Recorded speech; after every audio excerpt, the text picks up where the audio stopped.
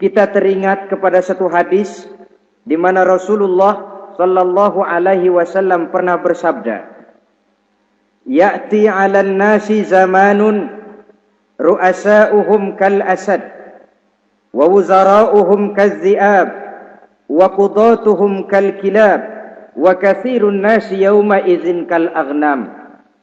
Pada satu saat, kata Nabi, akan datang di tengah masyarakat manusia, di mana pada masa itu muncul pemimpin-pemimpin yang bertingkah laku seperti singa. Ru'asa'uhum kal asad. Pemimpin-pemimpin mereka bertingkah laku seperti singa. Saudara kenal singa? Saudara boleh periksa. Di mana ada hutan, singa selalu menjadi raja. Padahal hutan belum pernah bikin pemilihan umum. Tapi yang namanya singa tidak pernah peduli. Ada pemilihan umum atau tidak, raja hutan tetap singa. Kenapa? Karena singa menjadi raja di hutan bukan berdasarkan kebenaran, tapi karena kekuatan. Karena kuat, maka dia naik jadi raja. Soal benar atau tidak, soal lain. Maka sebagai akibatnya, setelah si singa ini naik menjadi raja hutan, dia bukan melindungi rakyatnya, malah makanin rakyatnya. Coba saudara lihat di hutan.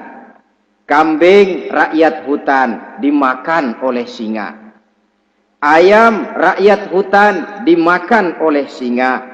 Sapi rakyat hutan dimakan oleh singa. Inilah akibatnya karena singa naik berdasarkan kekuatan. Setelah naik bukan melindungi rakyatnya, malah makanin rakyatnya. Mental semacam inilah yang dimiliki oleh Raja Namrus laknatullah alaih. Cuma karena rasa ketakutan akan datang orang yang akan menumbangkan kekuasaannya, maka seluruh bayi laki-laki harus dibunuh tanpa dosa apapun. Itu akan datang di tengah masyarakat manusia, muncul pemimpin-pemimpin yang mentalnya seperti singa.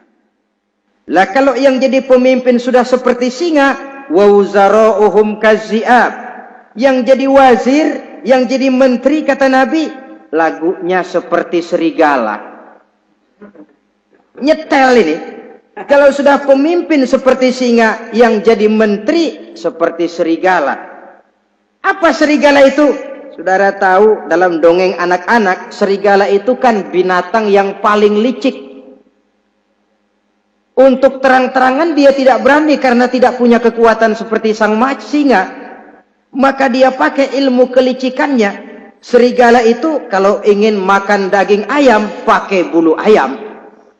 Kalau kepengen makan daging kambing, pakai bulu kambing.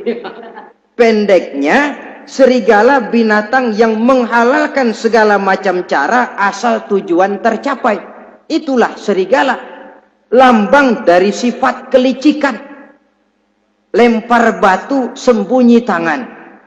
Pengen makan daging ayam, pakai bulu ayam. Nyaruh jadi ayam. Pengen makan daging kambing, pakai bulu kambing. Nyaruh jadi kambing. Ini akibat dari yang pertama tadi. Pemimpin seperti singa, lalu menteri pun seperti serigala. Efeknya kemudian yang segera menyusul apa? Wa qudatuhum kal kilab.